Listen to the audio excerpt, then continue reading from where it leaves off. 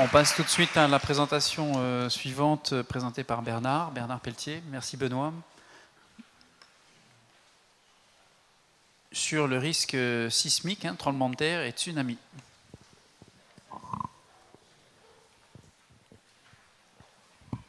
Bonjour, je m'appelle Bernard Pelletier, je suis géologue à l'IRD. Et donc on va changer un petit peu de thème, je vais parler des secousses et des grandes vagues.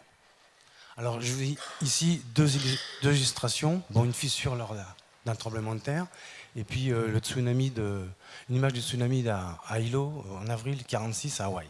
Bon, ce n'est pas des images pour vous faire peur, c'est juste pour savoir de quoi on parle.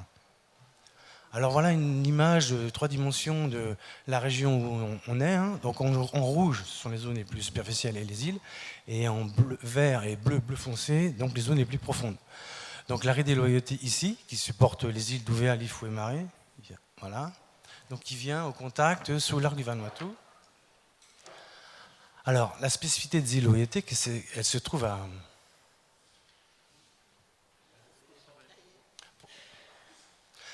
proximité de la zone de subduction du Vanuatu, donc en rouge ici, et donc elle est soumise à des séismes réguliers qui sont liés à cette zone de subduction.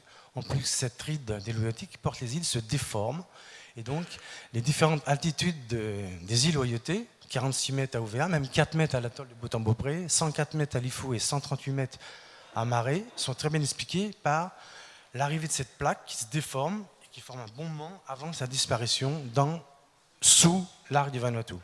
La vitesse de raccourcissement, de convergence entre le Vanuatu et les îles loyautés est relativement rapide, puisqu'elle fait 12 cm par an. D'où de forts tremblements de terre qui peuvent affecter les îles loyautés, et éventuellement ces tremblements de terre générant des tsunamis, donc pouvant déplacer une masse d'eau qui peuvent arriver et déferler sur les côtes.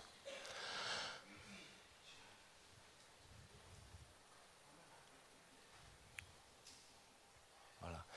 Alors, ici à droite, vous avez une image des tremblements de terre depuis qu'on les connaît bien, on sait bien les localiser et on connaît bien leur magnitude. C'est-à-dire en gros 1976. Vous allez dire, vous n'êtes pas très fort.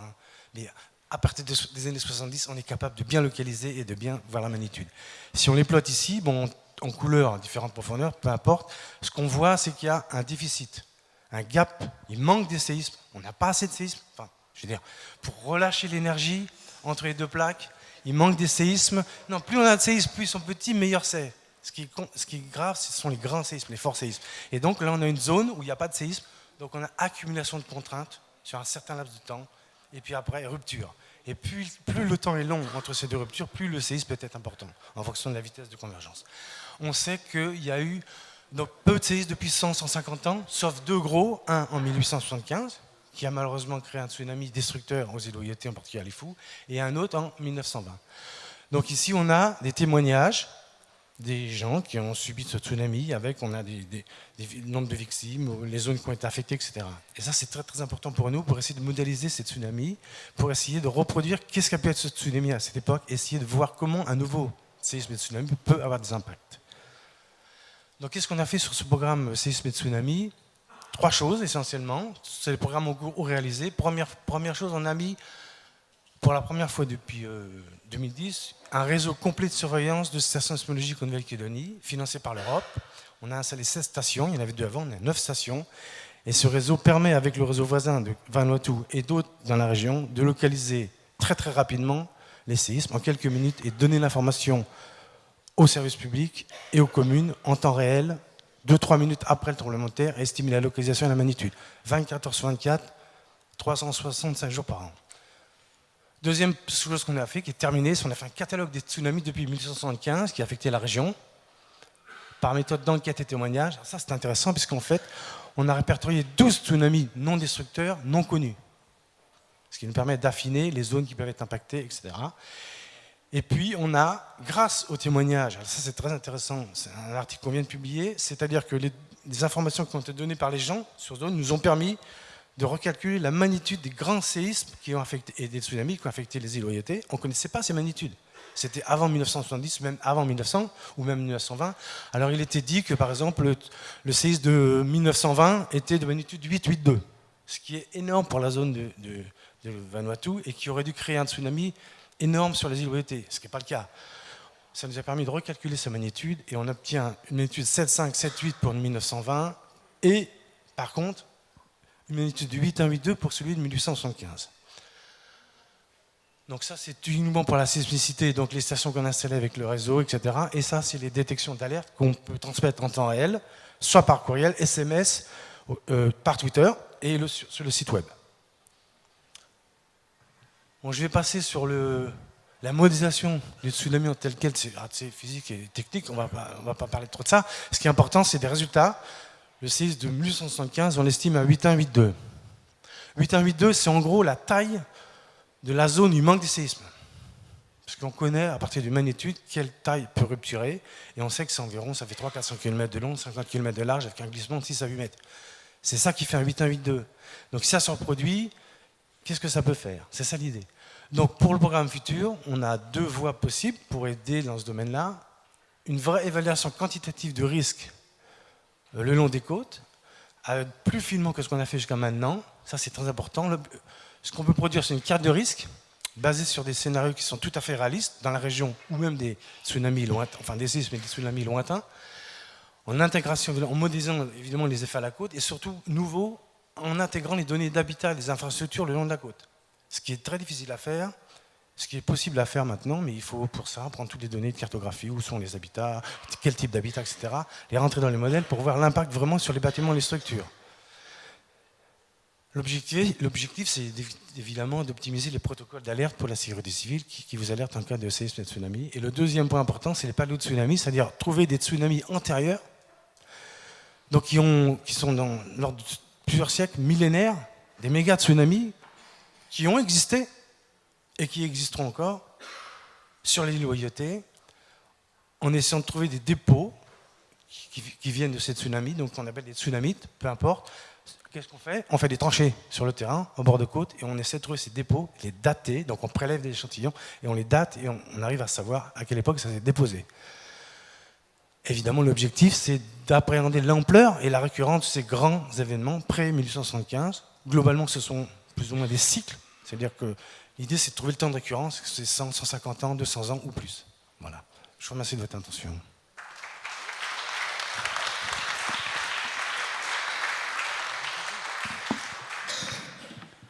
Merci beaucoup. 6 minutes 30 alors que tu avais droit à 10 minutes. Là, merci. On passe à la présentation suivante, s'il vous plaît. Quelle gestion environnementale du littoral dans le contexte du changement climatique en province des îles? Et je crois que c'est Catherine qui est présente. Bonjour à tous. Je prends encore la parole à la place de quelqu'un d'autre. Même si j'ai contribué à un certain nombre de travaux qui sont liés, et du coup je vais essayer d'être un peu comme Bernard pour rattraper le temps, de le faire assez rapide, d'autant plus qu'il y a derrière deux présentations de Pascal Dumas et Mathieu Leduf sur la thématique. L'idée de ce projet était... il y a des travaux qui ont été menés sur l'adaptation au changement climatique à pas mal d'endroits différents. Il y a eu des travaux qui ont débuté sur les îles. On en parlera tout à l'heure, mais là il y a une proposition. Ah, c'est moi qui ai le truc, pardon.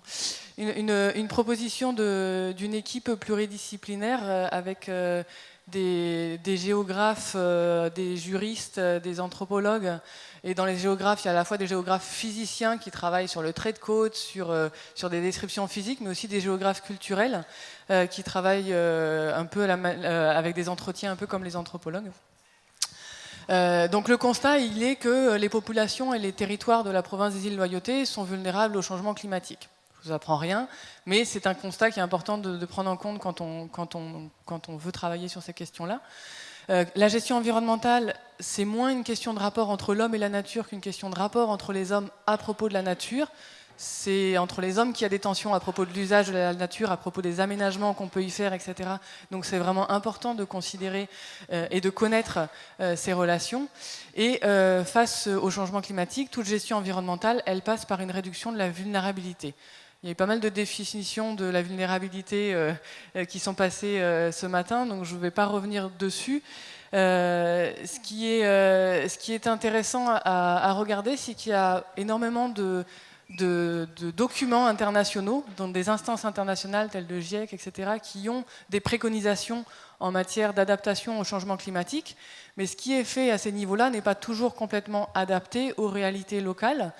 Et l'idée est, plutôt que de favoriser des démarches top-down où on prend les préconisations élaborées par les experts et le rôle qui est attendu des populations qui habitent sur le littoral, c'est de suivre ces préconisations en ayant un rôle passif, sans participer vraiment à l'élaboration des aménagements. On pense que non, c'est pas une bonne démarche, mais je pense que ça fait écho avec toutes les présentations qu'il y a eu hier matin et puis encore aujourd'hui. On part donc du principe que les perceptions que les habitants ils ont du changement climatique et des mesures à prendre pour réduire la vulnérabilité, elles peuvent être vraiment différentes de celles des experts. Et c'est les habitants eux-mêmes qui vont mettre en place et vivre ensuite ces transformations-là. Et que ces discordances, c'est-à-dire ces différences de perception, de représentation que certains experts qui ne connaissent pas le terrain, je ne parle pas de tout ce qui a été présenté aujourd'hui, mais plutôt on a des volontés de suivre ce qui est dit dans les instances internationales parce que le changement climatique est très médiatisé et, enfin, une des raisons, c'est aussi parce que c'est très médiatisé, qu'il y a énormément d'encre qui coule et qui parfois vont sur des généralités. Donc ces différences de perception, elles peuvent conduire à l'échec des mesures qui sont préconisées par les experts. Donc il y a vraiment un besoin de bien connaître de mener des recherches pour faciliter cette adaptation au changement du littoral en travaillant avec les acteurs, les habitants. Donc les travaux qui ont un petit peu commencé de manière éparse dans le projet que présentera Mathieu tout à l'heure, dans un projet qui est lié à Victor David également, avec les travaux sur les cartes en 3D dont plusieurs d'entre vous connaissent. L'objectif, il est d'aller au-delà et de recueillir les perceptions et les représentations que les différents acteurs ont à propos de la réduction de la vulnérabilité au changement climatique, comment ils voient les choses, et de définir une typologie de ces perceptions et de ces représentations pour adapter au mieux les choix qui sont faits sur chacune des îles. Et l'idée est de confronter ça au rapport des experts internationaux, aux documents qui circulent, pour souligner ce qui est similaire et ce qui est différent, afin de prendre les choses qui sont ajustées et puis de transformer les autres. Ça paraît un peu évident, mais en fait, c'est vraiment nécessaire d'avoir ces approches et de rassembler, de rédiger des rapports, comme tu dis, la recherche, elle écrit beaucoup, mais si on ne le fait pas, c'est peu considéré ensuite et c'est peu intégré aussi dans les productions de textes de loi et les réflexions au niveau de toutes les politiques publiques. Donc voilà, c'était très rapide parce que c'est plutôt une introduction pour des recherches futures et pour des recherches passées qui vont être un petit peu présentées par Pascal et Mathieu. Et je remets sur cette petite conclusion qui est que les spécificités des savoirs, du vécu et du perçu des habitants, ils doivent être considérés pour construire avec les acteurs locaux des mesures d'adaptation qui soient en concordance avec leur représentation. Et j'insiste sur cette question du vécu et du perçu. Je l'ai déjà dit hier, certains n'étaient pas, je le répète, mais le fait d'avoir vécu certains événements, d'avoir déjà choisi des manières de s'adapter, ça change la manière de réagir à des nouveaux aménagements. Et donc être conscient de cela, c'est très très important. Donc ça passe par un recueil des discours, comme ce qu'on propose là, mais ça passe aussi, et Mathieu en parlera tout à l'heure, par un travail d'archives sur ce qui a été réalisé auparavant et ce qui est noté et qu'on ne peut plus collecter forcément dans les savoirs des gens parce que ça a été perdu. Et réfléchir, ça résonne aussi avec ce que Vincent disait tout à l'heure sur réinnover, ou je ne sais plus comment tu l'avais formulé, mais réutiliser des pratiques anciennes quand elles sont ajustées aux réalités locales, parce qu'on ne va pas tout pouvoir refaire de la même manière parce que c'est différent aujourd'hui. Voilà, c'est un peu une introduction, comme ça permet d'aller un peu plus vite sur la suite. Merci beaucoup Catherine, merci, c'est très intéressant. On va effectivement avoir deux présentations à la suite, toujours sur ce thème de la gestion du littoral, le bord de mer. Donc d'abord Pascal de l'université, géographe à l'université. Bonjour à tous, je me présente donc, Pascal Dumas, je suis enseignant-chercheur à l'université et je vais vous présenter un format rapide, mais bon, vu que mes collègues m'ont laissé un peu de temps, je vais peut-être pouvoir un peu plus m'étaler. À vous deux, vous avez 15 minutes, vous vous débrouillez entre vous. Hein. Non, mais je vais essayer de respecter les temps. Ou sinon, j'en donnerai à Mathieu par la suite. Donc, sur une présentation qui va concerner vraiment les outils pour un diagnostic de la vulnérabilité, notamment face au risque d'érosion et au risque de submersion marine. Donc, c'est un projet qui a déjà commencé il y a 2 ans, maintenant 3 ans, qui a été financé pour une partie par le ministère de l'Outre-mer. C'était un projet MOM, suivi participatif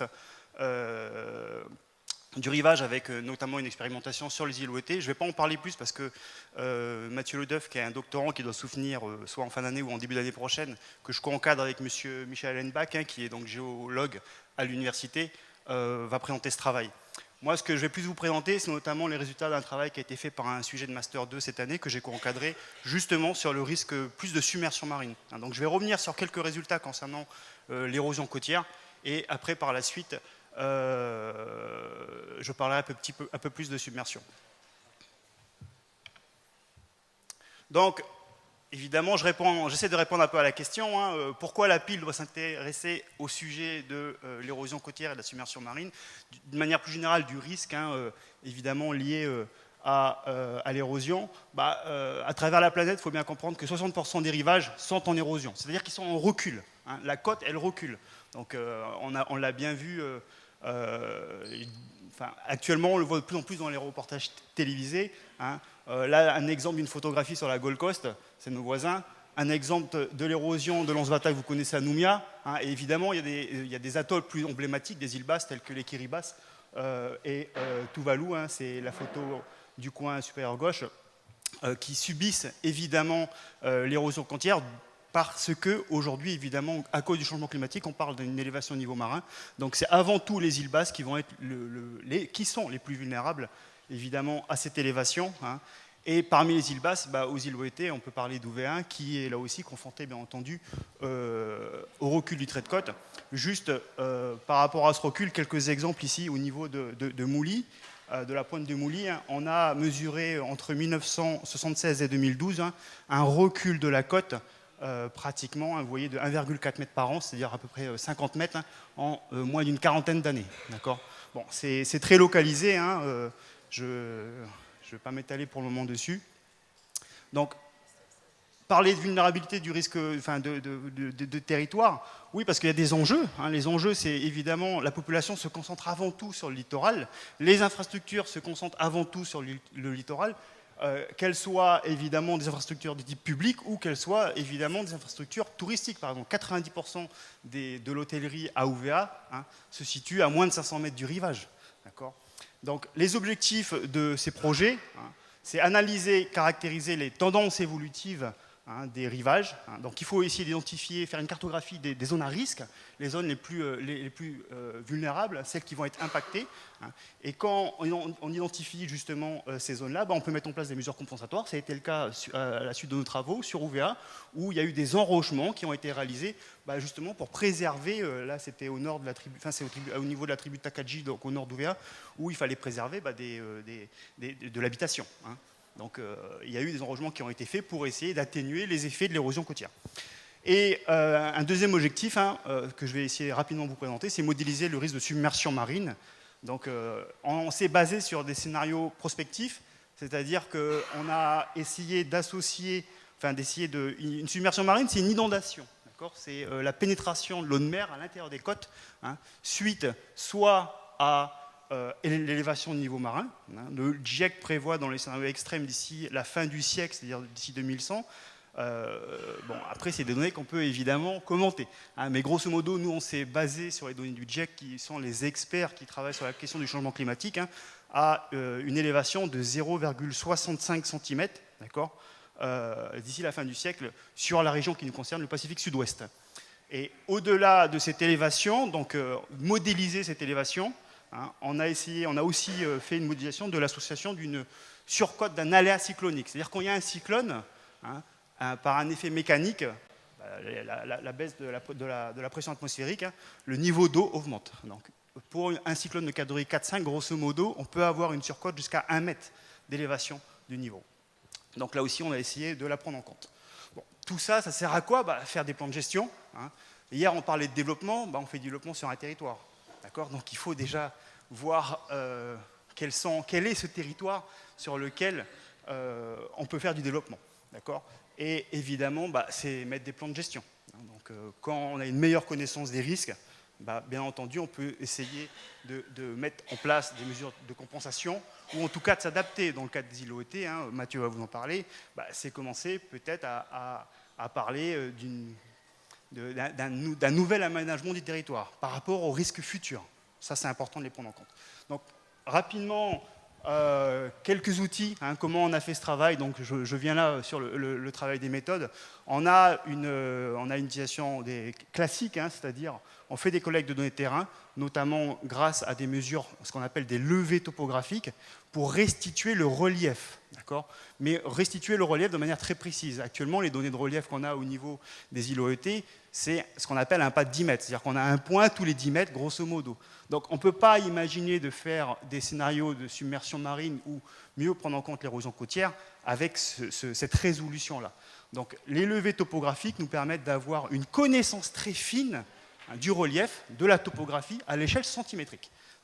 Ce qui permet, vous voyez, de faire des modèles comme ça. Donc on a vraiment une connaissance fine du système plage, voire de l'arrière-côte, des lieux sur lesquels on travaille. Donc on fait ce qu'on appelle des modèles altimétriques numériques, des MNT.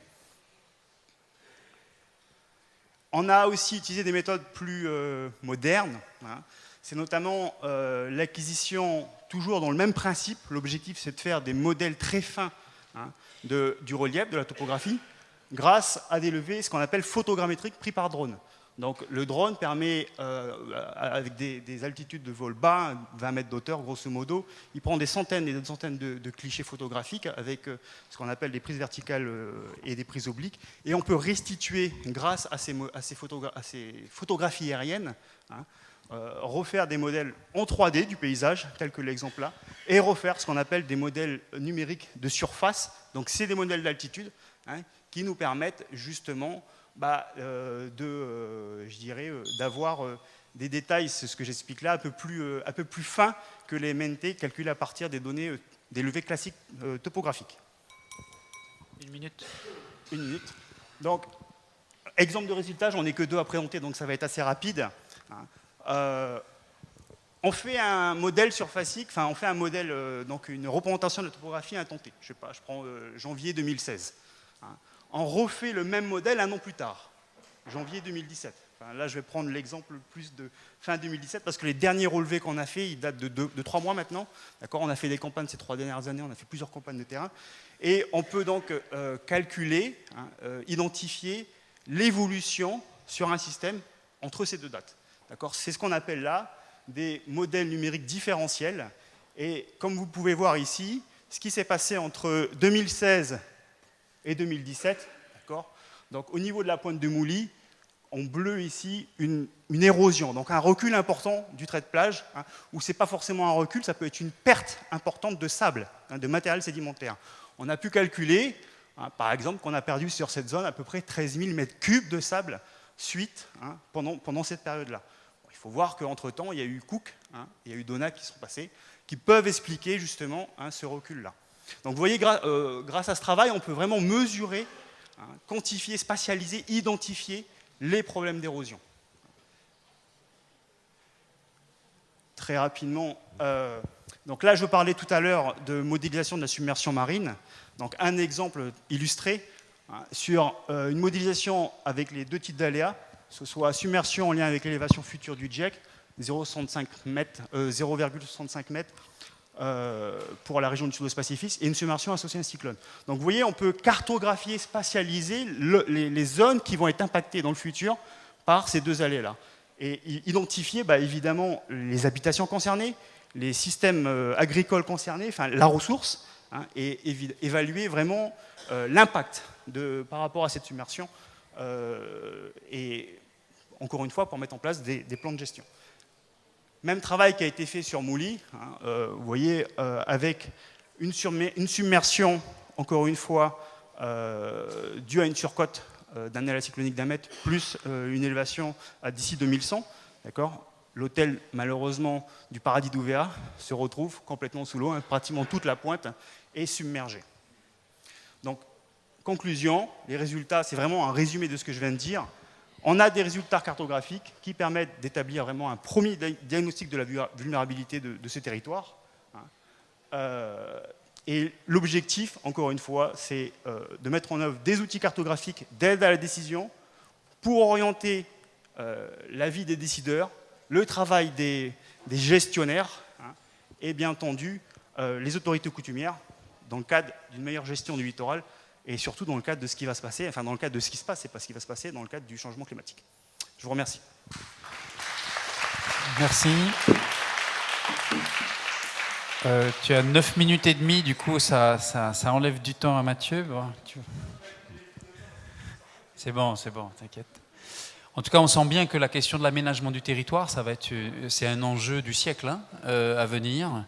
Et ça a des implications considérables, parce que ça veut dire on va toucher au système foncier.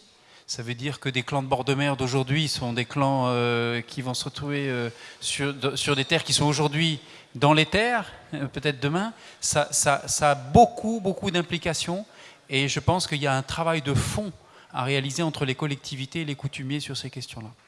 Merci en tout cas. À toi la parole. Ok, merci. Bonjour, alors je m'appelle Mathieu Leduff, je suis doctorant à l'Université de la Nouvelle-Calédonie. Donc, je fais un doctorat en géographie des risques, sous la direction de Michel Henbach et Pascal Dumas qui viennent de parler.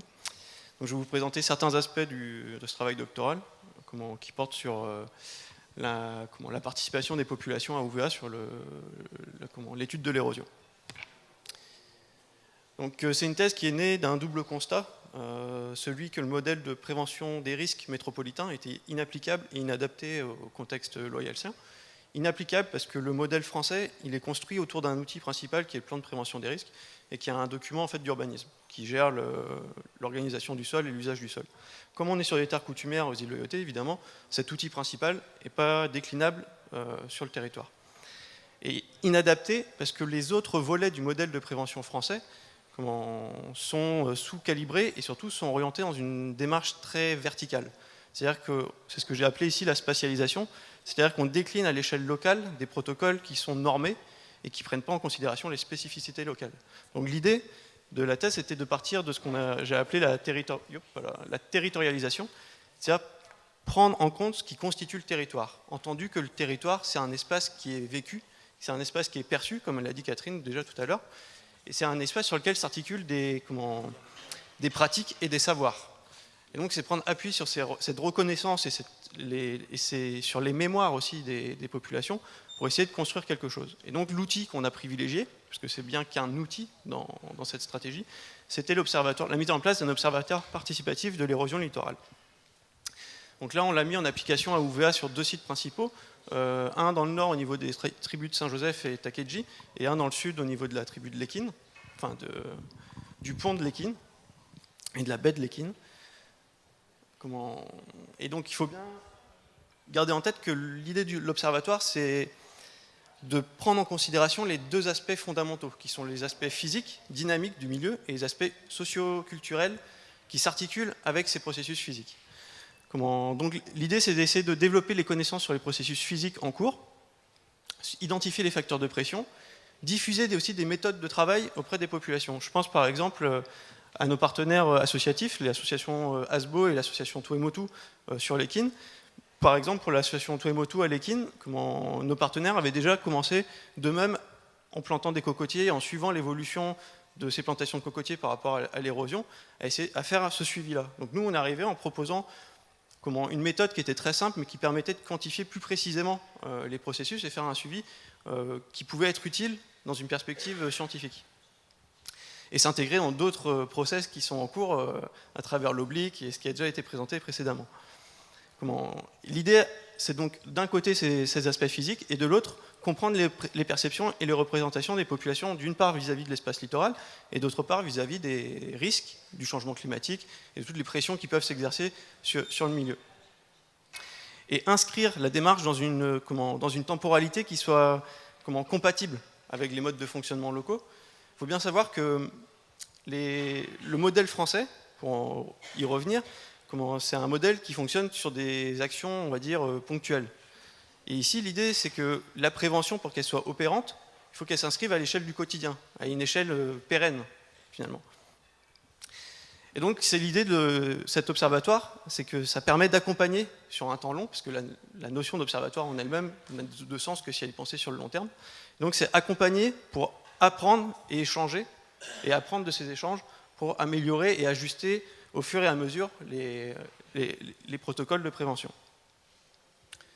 Donc très concrètement, pour l'observatoire participatif, ça a nécessité un certain nombre d'actions préalables.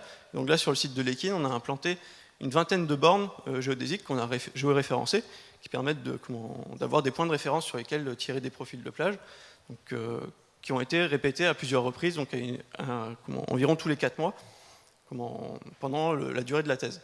Donc l'outil pour ce faire, ça a été d'utiliser des méthodes qui ont été développées dans les années 60 par un auteur qui s'appelle Emery et amélioré par 3DEC, donc un géomorphologue de l'université de La Réunion, qui avait redéveloppé ça dans les années 90.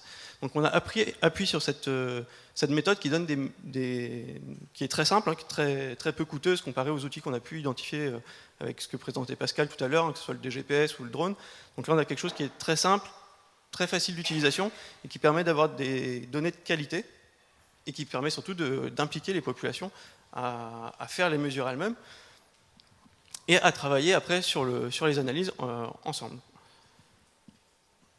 Donc la production, par exemple, là sur la bande 18 sur le site de l'EKIN, donc on a une zone qui est en érosion. Donc la production qu'on va avoir avec cet outil-là, ça va être des productions de profils de plage.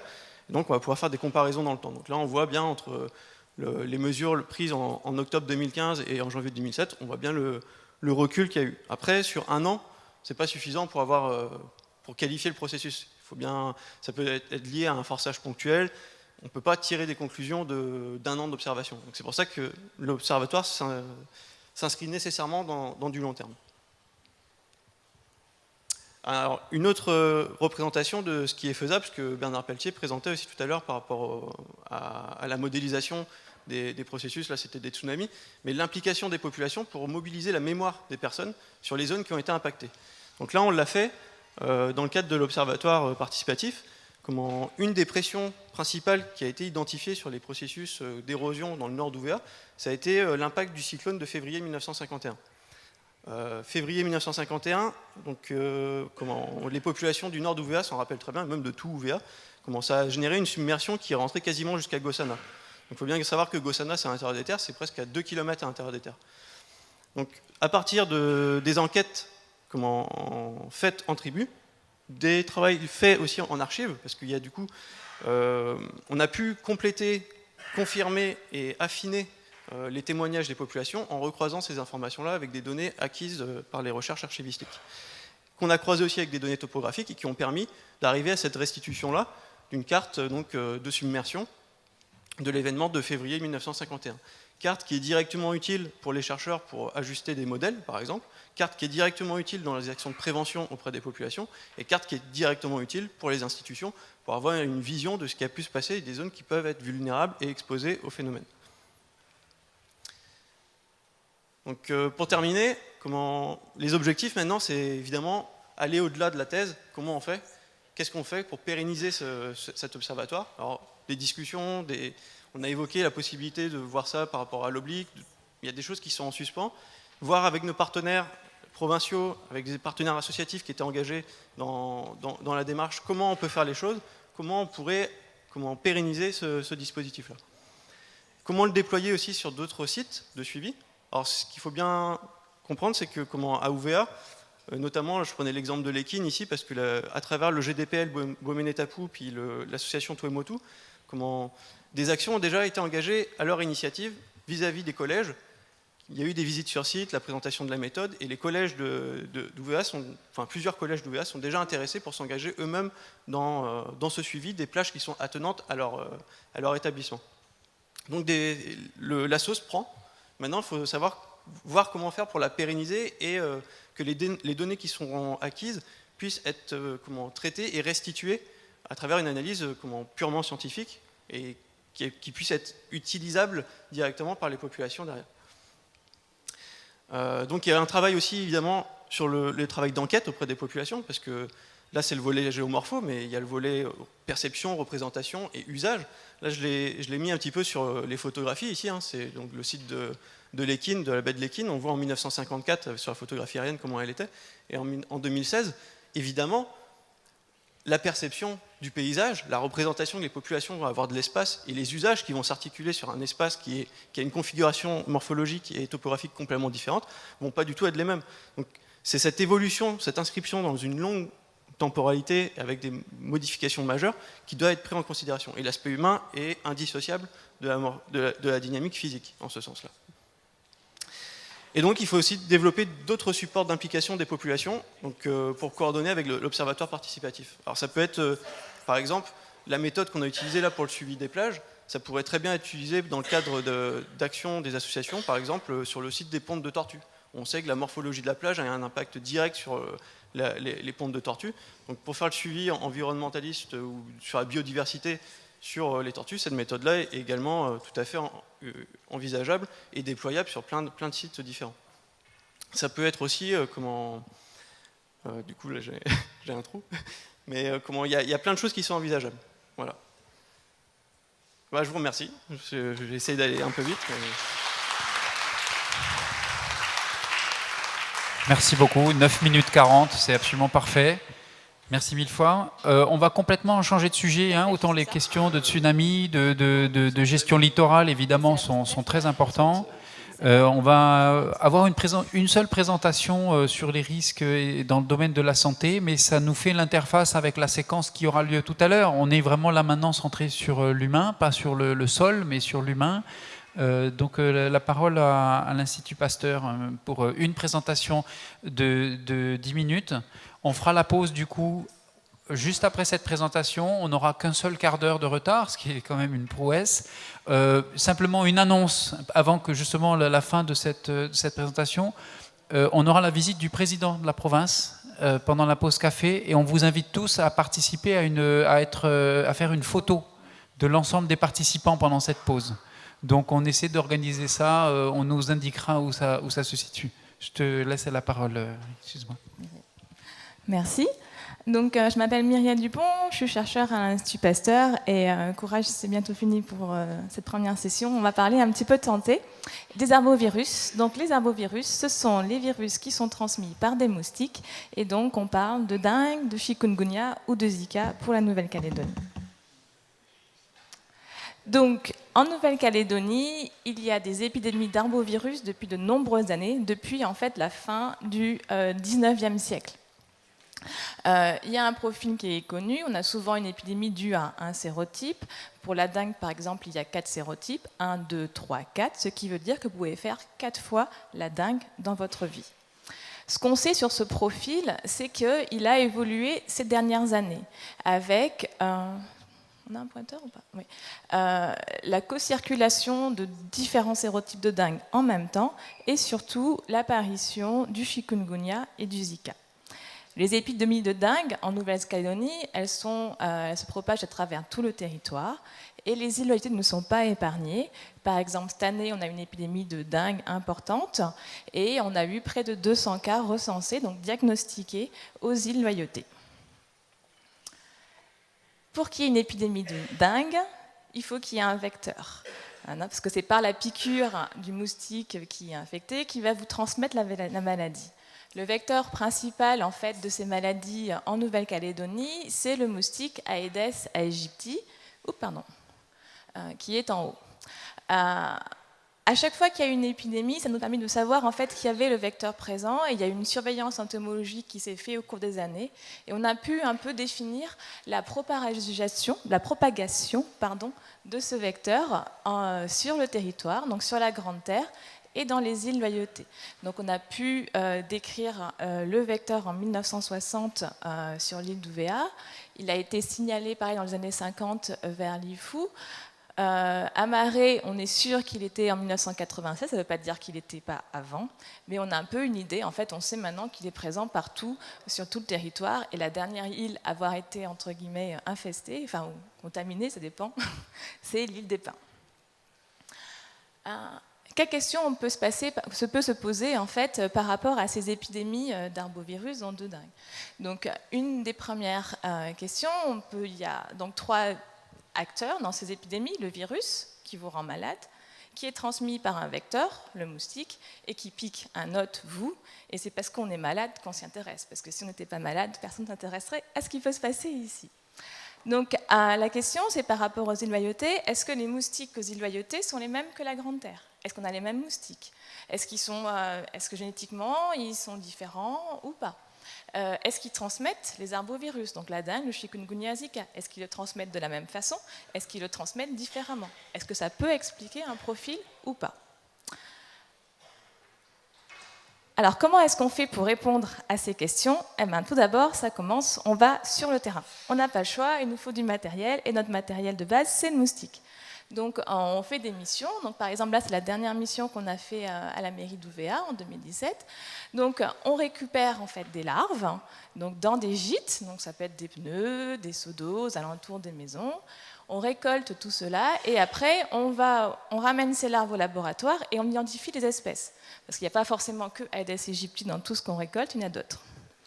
Donc, au laboratoire, on élève ces larves. Donc, ici, je vous ai mis les 3 étapes. On a les œufs, puis les larves nymphes, et enfin les moustiques. Et on génère des populations. Une population d'Ouvéa, une population de Lifou, une population de Nouméa, etc., etc. Une fois qu'on a ces moustiques, ces populations, on peut donc poser des questions et les étudier. Au jour d'aujourd'hui, le seul moyen qu'on a de lutter contre les épidémies de dengue, c'est de lutter contre le vecteur. Il n'y a pas de traitement contre la maladie et il y a un vaccin, mais il n'est pas totalement efficace. Donc si on veut pouvoir prévenir la maladie, il faut agir sur le vecteur. Un des moyens qu'on a pour agir sur le vecteur, malheureusement, c'est de réduire la nuisance, donc c'est d'utiliser des insecticides pour réduire les populations. Donc pour pouvoir utiliser des insecticides, il faut savoir si l'insecticide qu'on va potentiellement utiliser, il est efficace ou pas. Donc au laboratoire, une fois qu'on a généré une population, on va tester en fait cette sensibilité à l'insecticide. La deuxième question qu'on va essayer de répondre, c'est est-ce que ces moustiques, ils sont les mêmes ou pas? Et enfin, on va essayer de savoir s'ils transmettent ou pas la dengue. Ça s'appelle en fait la mesure de la compétence vectorielle. Qu'est-ce que c'est en fait? On va mesurer combien de temps un moustique, au moment où il va prélever un repas de sang infecté chez quelqu'un, le virus va passer dans son estomac, se répliquer dans l'organisme du moustique, atteindre les glandes salivaires et être réinjecté lors d'une piqûre ultérieure à un autre hôte.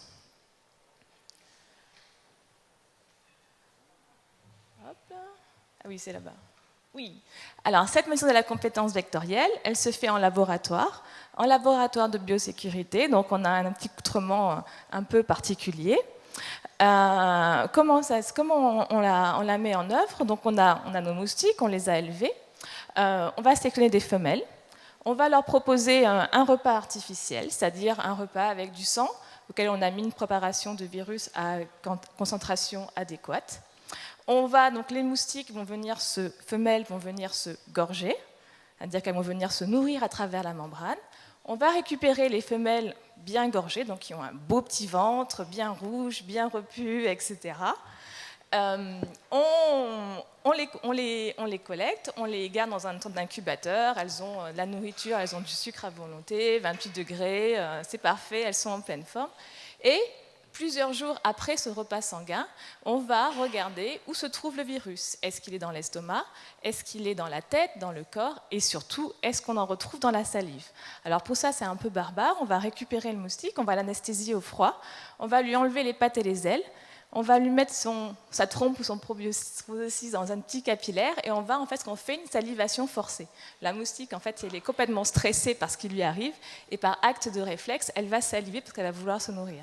Et ensuite, on regarde si on retrouve du virus dans cette salive. C'est qu'un petit moustique, hein, n'oubliez pas qu'en général, hein, vous n'avez qu'une envie, c'est le cracher quand vous en avez un. Alors, quels résultats on a déjà obtenus? Alors, grâce aux missions qu'on a pu faire sur les ailes loyautés, on a pu définir certaines espèces qui sont présentes. Donc, on sait qu'on a Aedes aegypti, c'est important parce que c'est le vecteur principal des arbovirus aussi en Nouvelle-Calédonie.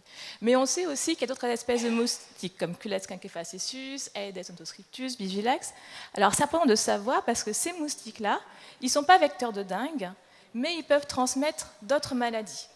Et si par hasard ces maladies étaient introduites sur le territoire, ces virus, potentiellement, il pourrait y avoir risque de transmission de ces maladies parce qu'on a le vecteur. Donc ça, c'est important. Et il y a d'autres espèces aussi qui ne sont pas connues comme étant vecteurs. Donc ça, c'est le premier résultat. Deuxièmement, on a parlé de résistance aux insecticides. Qu'en est-il de la résistance aux loyautés? Alors, bonne nouvelle, les populations de loyauté, donc là, je vous mets ici la population d'UVA, elle est 100% sensible. C'est-à-dire que quand elle est au contact en fait, d'un insecticide testé, la population meurt à 100%. Et c'est le cas pour les fous, on a fait un suivi. Donc jusqu'à présent, les populations des îles de moustiques d'Aedes aegypti sont sensibles aux insecticides. Quand on s'intéresse à ce moustique, il est bon de savoir si la population c'est la même dans la Grande Mer, la même que sur la Grande Terre. Et pourquoi? Parce que s'il y a des actions de lutte qui vont être mises en place, ou à plus grande échelle, est-ce que l'action va être, si le moustique est génétiquement un peu différent, est-ce qu'il peut répondre différemment à cette action? Et avec ce résultat-là, on voit que globalement, les populations de Point-Dimier, Nouméa et UVA sont génétiquement homogènes. Il y a une petite différenciation par rapport à UVA, qui est certainement due au fait que ce soit une île et qu'il y a eu un isolement, mais la différence est très peu significative. Et enfin, dernier résultat, est-ce qu'ils peuvent transmettre la dengue? La réponse est oui, et là c'est un test avec la dengue de type 1. Donc on va retrouver nos trois populations, Nouméa, UVA et Point-Dimier.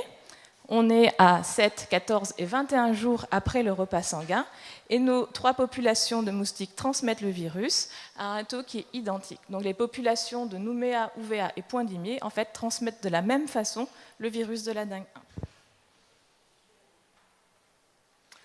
Donc pour résumer, on a des populations d'Égyptie en Nouvelle-Calédonie qui sont globalement génétiquement homogènes. La population, à l'inverse, la population de Égyptie d'UVA est sensible, ce qui est complètement différent de ce qu'on peut observer sur Nouméa. Et au laboratoire, en fait, cette souche nous sert de souche de référence sensible pour nos études. Il n'y a pas de différence dans la capacité à transmettre le virus de la dengue 1. C'est des résultats. Les questions qu'on peut se poser, c'est qu'en est-il pour les autres virus, la dengue, le chikungunya, le Zika? Mais surtout, au niveau de la gestion des risques, parce qu'on est aussi parlé là des questions plus larges que l'on peut se poser, quels sont les risques d'introduction de nouvelles espèces aux loyautés? Vous avez tous entendu parler d'introduction récente de moustiques dans la région de Tututa.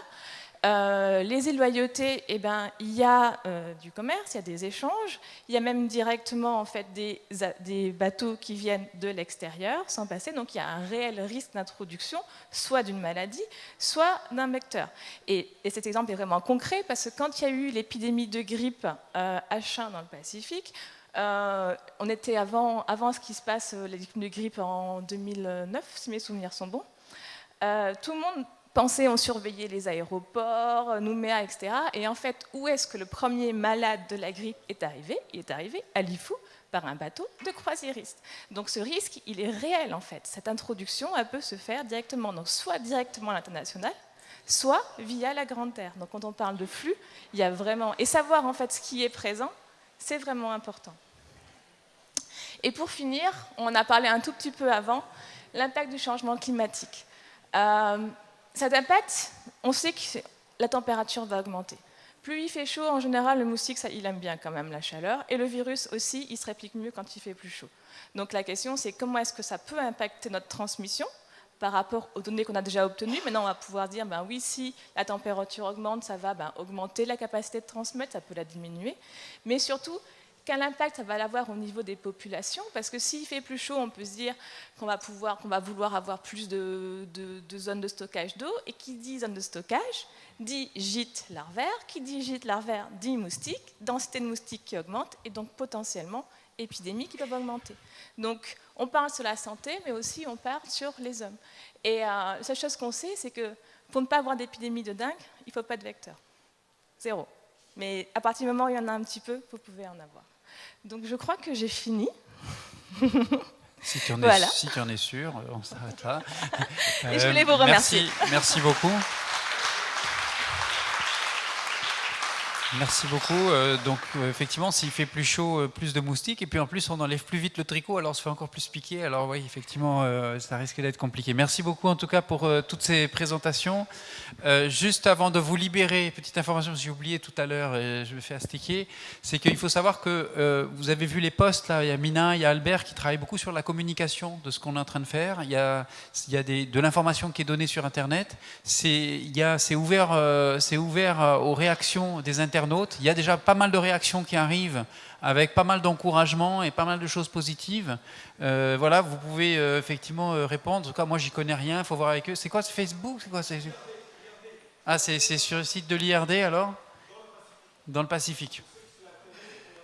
Voilà, vous pouvez aller voir sur Internet. En tout cas, il y a des réactions, les gens qui réagissent, les gens des îles qui réagissent. Donc voilà, il y a tout cet aspect com en parallèle. N'hésitez pas à aller voir. Parce qu'il faut que je lui... Bilan et perspective sur la recherche archéologique et le passé des îles Loyauté. Moi-même, Jacques Bollet, originaire de Lifou. John Wetio André, originaire de Yaté. David Barré, un jeune Calédonien d'origine vietnamienne. Et Christophe Sand, qui est le directeur de l'Institut d'archéologie, qui s'excuse et qui est actuellement à l'extérieur pour suivre aussi un colloque sur l'archéologie. Bien que commencées de façon discontinue dès les années 1960, les recherches archéologiques aux îles Loyauté n'ont véritablement été systématisées qu'à partir de la provincialisation au début des années 90. Dans un premier temps, les interventions se sont focalisées sur des campagnes d'inventaire de sites anciens sur les 3 îles principales. Durant un deuxième temps, ont été menées une série de fouilles stratigraphiques des sites dont l'intérêt historique était évident. Cette double approche a permis, à la fin des années 90, de proposer une première synthèse chronologique pour l'archipel. Au cours des 20 dernières années, différents nouveaux programmes ont été développés sur le modèle. Quels sont les objectifs de l'archéologie? Cette science a pour but d'étudier les traces matérielles du passé, ou, pour le dire de façon très imagée, de fouiller les poubelles de l'histoire, car elle creuse le sol pour y récolter les vestiges matériels abandonnés ou enfouis volontairement par les hommes du passé. Le but premier de l'étude de ces traces est de reconstituer toute la chronologie historique d'occupation humaine, divisée en périodes, en siècles et millénaires, et ce depuis l'arrivée de la première pirogue, il y a 120 générations. Les archéologues étudient tout particulièrement l'origine et les caractéristiques les plus anciens peuplements, mais également les changements culturels qui ont eu lieu progressivement au fur et à mesure du temps. Ces changements sont démontrés par exemple par les transformations des formes de poterie ou les évolutions dans la forme des habitations. L'étude scientifique des vestiges mis au jour lors des fouilles permet d'identifier des objets étrangers dans les sites. Leur présence démontre d'anciens liens à longue distance et illustre les réseaux d'échange d'alliances entre les îles. Enfin, l'archéologie a pour objectif de positionner les données des traditions orales kanaks dans une trame temporelle afin de tenter de replacer les événements importants des histoires des chefferies et des clans dans la longue chronologie humaine des îles Loyauté. Dans son principe, l'archéologie est une science humaine intimement liée à la terre, au sol. La compétence administrative en matière d'études archéologiques est dévolue à la province.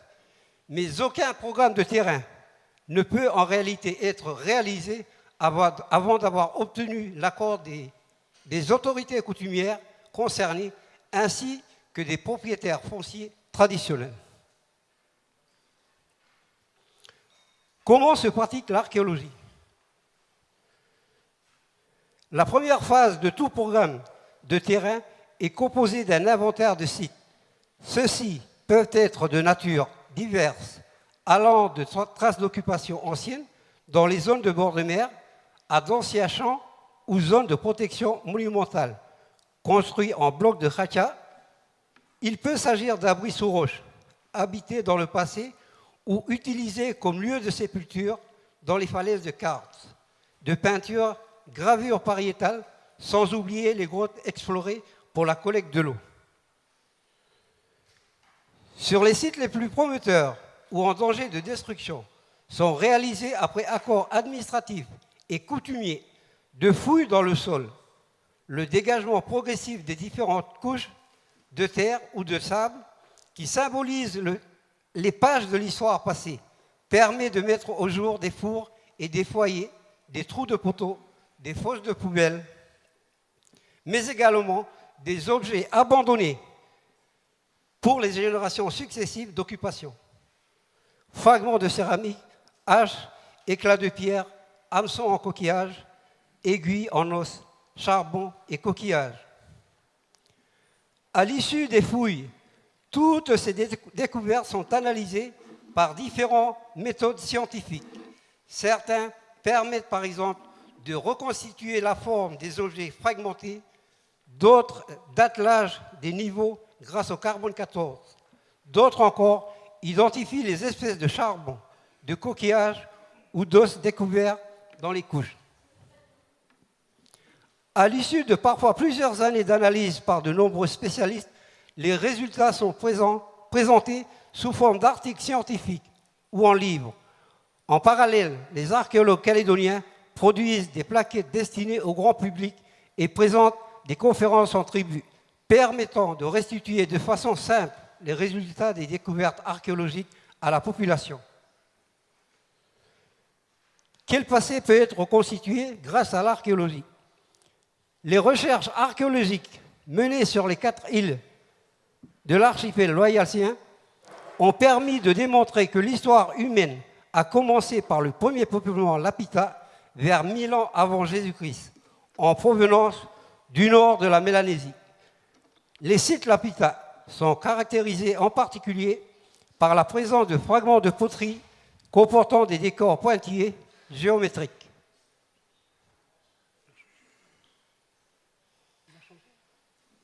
Elle a changé la diapo? Excusez-moi, j'ai pas vu. Non. Rapidement, certains groupes apparaissent avoir quitté les bords de mer pour s'installer sur les plateaux où la terre était de meilleure qualité, mais l'accès à l'eau douce était rare. La datation de mains en négatif dans la grotte de Fetchahe à Wanaham démontre que dès 800-700 avant Jésus-Christ, les premiers habitants du plateau avaient débuté l'exploration des grottes pour y collecter de l'eau douce. Quelques siècles plus tard, les différents clans potiers ont progressivement abandonné la fabrication des céramiques comme leurs voisins du sud du Vanuatu. Les fouilles archéologiques ont permis d'identifier à partir du début du premier millénaire après Jésus-Christ une phase de repli des îles, marquée par la construction de grands ensembles monumentaux en blocs de khacha, pouvant parfois former des murs de 10 mètres de large, 4 mètres de haut et plusieurs centaines de mètres de long.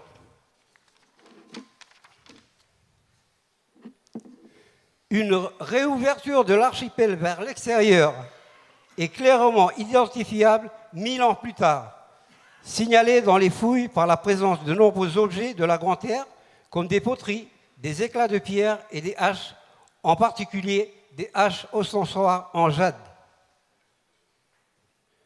Ce deuxième millénaire après Jésus-Christ a vu se développer l'ensemble culturel kanak, l'ensemble culturel traditionnel kanak, caractérisé en particulier par des relations à moyenne et longue distance entre les chefferies, créant un maillage de réseaux coutumiers à travers l'archipel calédonien, avec une extension vers le sud du Vanuatu. Uvea jouait durant cette période un rôle important de point d'entrée des groupes étrangers, des groupes polynésiens, groupe d'Uvea, ou Vanuatu Retiwan, influençant de façon majeure l'évolution politique de certaines îles. Si l'impact des premiers contacts européens aux îles Loyauté reste mal étudié avant l'implantation missionnaire, on observe dans les sites que la christianisation a entraîné partout un changement profond dans les traditions d'occupation et l'espace à partir du milieu du 19e siècle.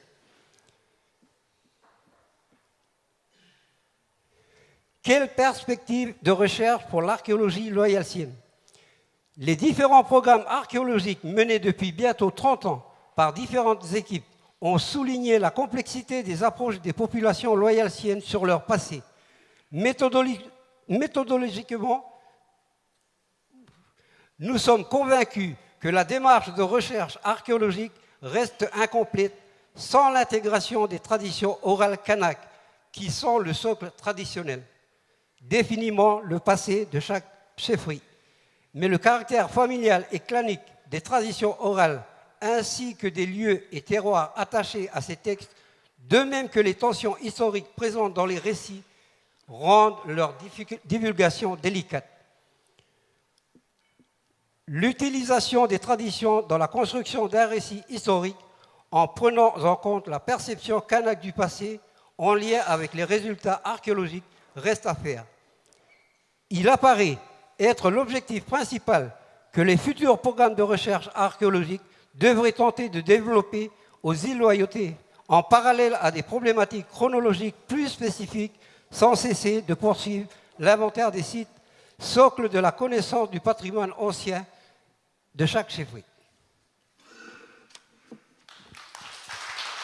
Merci beaucoup. 10 minutes et 5 secondes, c'est vraiment absolument parfait. Merci Jacques. Oui, grand champ vraiment sur l'histoire des loyautés et on voit bien que les sciences humaines et sociales sont très interconnectées entre elles puisque l'ouverture vers les traditions orales est un complément indispensable sur les futures recherches. Tu ne peux pas m'empêcher de penser aux archéologues dans 300 ou 400 ans quand ils vont commencer à fouiller nos poubelles, ils vont rigoler après nous, je pense. On va suivre avec plusieurs présentations sur les recherches concernant les langues. Donc on accueille tout de suite Suzy. Je te laisse la parole.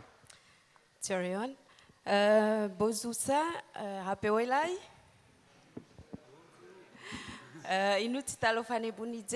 Bonjour à tous. Alors, ce que je vais vous présenter, mais avant tout une toute petite introduction pour faire le lien avec Jacques, c'est que ça a été prouvé au niveau archéologique, comme vous aviez vu tout à l'heure, et linguistique, que les langues kanak font partie des langues océaniennes, qui font partie de la famille des langues austronésiennes, issues ça provient d'Asie du Sud-Est, c'est-à-dire vers Taïwan. Voilà, donc ça a été prouvé archéologiquement et linguistiquement. Pardon. Alors, je vais vous parler aujourd'hui du Pénénéngonais, qui est une langue, des travaux qui ont été menés sur le Pénénéngonais, la langue parlée à Maré et à Tiga. Donc, mon premier travail a été la thèse en linguistique sur l'expression linguistique de l'espace en néngonais. J'ai fait ma thèse à l'INALCO sous la direction de Claire-Moïse Faury, qui est directrice de recherche du LACITO CNRS, soutenue en 2012. Et cette thèse a été financée à 100% par la province des îles Loyauté, que je remercie. Pourquoi faire une thèse sur l'expression linguistique de l'espace? je me suis rendu compte en tant que locutrice native du Néngonais, j'ai vu la richesse et la complexité du système d'orientation spatiale. Donc, je me suis dit, je vais essayer de décrire le système et essayer d'analyser le système d'orientation qui n'est pas du tout pareil comme dans les langues indo-européennes. Et donc, d'abord, pour décrire et analyser ce système, je me suis dit qu'il faut d'abord, dans une première partie, essayer de faire une description du fonctionnement de la langue, parce qu'il n'existe pas de grammaire en français du Néngonais. Il y a une grammaire, mais en anglais, qui a été faite par Darrell Tryon, qui est un linguiste australien. Donc, dans cette thèse, dans une première partie, j'ai fait une description phonologique et ensuite une description morphosyntaxique pour essayer d'avoir des bases terminologiques pour décrire le système d'orientation spatiale. Alors, la problématique de cette thèse, c'est, comme vous savez, tous les jours, on est amené à se diriger, se déplacer dans l'espace, à évoluer. Mais souvent, on est souvent mal compris quand on parle une langue kanak et quand on parle une langue océanienne.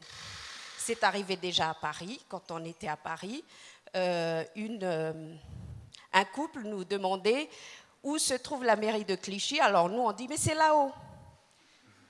Et le couple regardait et il se disait, mais ici, il n'y a pas de montée, c'est tout plat. Pourquoi ils disent que c'est là-haut? Parce qu'en fait, avec ma collègue, mon amie, on se référait par rapport, comme elle, c'est une fille qui parle une langue de la Grande Terre, il y avait la Seine juste en bas, donc on se référait au fleuve, la Seine, pour essayer de situer la mairie de Clichy. Pour vous donner déjà une incompréhension entre ceux qui parlent une langue océanienne et ceux qui parlent une langue indo-européenne, on n'utilise pas souvent les mêmes repères pour se diriger dans l'espace. Et donc, il faut savoir que on n'utilise pas toujours les mêmes repères. Donc, la problématique, c'est surtout comment s'orienter, se situer, se déplacer en néngonais, et surtout, quels sont les repères qu'on utilise dans une relation spatiale. Pour pouvoir répondre à cette problématique, j'ai fait une enquête de terrain, même si je suis moi-même locutrice. Donc, j'ai fait une enquête de terrain de 6 mois à Marais et sur Nouméa auprès des informateurs, hommes et femmes, entre 15 et 70 ans. Alors, le corpus de données a été principalement des enregistrements de conversations, de récits, des discours coutumiers, et aussi j'ai soumis à mes informateurs des images pour qu'ils puissent décrire. Donc vous pouvez avoir un exemple là à droite, un exemple d'image que j'ai proposé à mes informateurs. Et donc, à l'issue de cette enquête, j'ai fait des analyses et voilà ce que ça donne comme résultat, c'est que, comme dans toutes les langues océaniennes en général, c'est que le système d'orientation spatiale est surtout basé sur, on a souvent recours aux repères environnementaux. Quand on est dans un espace restreint, par exemple la maison, le village, la tribu, etc., on va surtout utiliser les repères terre-mer. Et aussi, quand on est dans un espace beaucoup plus large, on a recours au vent dominant. Je me suis rendu compte aussi de la richesse des expressions spatiales qui existent en néngonais. On peut trouver des verbes de déplacement, de mouvement, des prépositions, des noms locatifs qu'on trouve aussi en français. Mais ce qui est commun dans les langues océaniennes, c'est aussi les directionnels. Des directionnels, ce sont des petits mots qui viennent s'ajouter derrière un verbe. Si c'est un verbe, on va dire statique, si je dis « je dors », il n'y a pas de déplacement, il n'y a pas de mouvement. Mais si je mets ce directionnel, ça me permet d'orienter la personne que je décris, quelle orientation corporelle il va dormir, dans quelle position il va dormir. Donc l'existence de ces directionnels sont très importantes dans les langues océaniennes, et ces directionnels ont aussi ce qu'on appelle des valeurs aspectuelles, c'est-à-dire que parfois on les utilise quand on va parler à une personne de statut supérieur ou de statut moindre que moi. Donc on va aussi utiliser ces directionnels. Et parfois aussi pour donner un ordre. L'ordre est beaucoup plus renforcé ou beaucoup plus atténué. Ensuite, ce qui existe aussi en Négoné, et c'est très important, c'est les déictiques locatifs, ce que j'ai essayé qu'on utilise aussi, si vous voulez, dans la terminologie française, les démonstratifs, qu'on peut utiliser comme démonstratifs. Mais ces déictiques locatifs, c'est très particulier parce qu'en négoné, il existe au moins 20. Pour ceux qui sont locuteurs négonais, ils vont sûrement se retrouver. Quand je dis Haji, Hajio, Majio, Maduo, bon, il y a au moins 20. Alors j'ai essayé de décrire ce système dans ma thèse. Donc voilà le résultat de ce que j'ai fait en thèse. Ensuite, je prévois comme perspective, c'est la publication de cette thèse en 2 ouvrages, comme par exemple tout d'abord la grammaire du négoné, parce qu'il n'y a pas de grammaire en français du négoné, et ensuite la grammaire de l'espace, essayer de décrire le système de l'espace en négoné. Par mon expérience d'enseignement à l'Université de la Nouvelle-Calédonie, j'ai élaboré, par un travail collaboratif avec mon collègue Jacques Vernaudan, un didacticiel négoné. Et ensuite, pourquoi pas un autre didacticiel d'une autre langue kanak. La trame est déjà là, mais une autre didacticiel. Le didacticiel, c'est une méthode d'apprentissage d'une langue. Quand je rencontre des gens, d'ailleurs, ils nous disent toujours « ouais, on ne connaît pas les langues kanak ». Et bien, le didacticiel, ça leur permet d'apprendre, de connaître les différents sons qu'on a dans les langues océaniennes et au moins apprendre une langue kanak.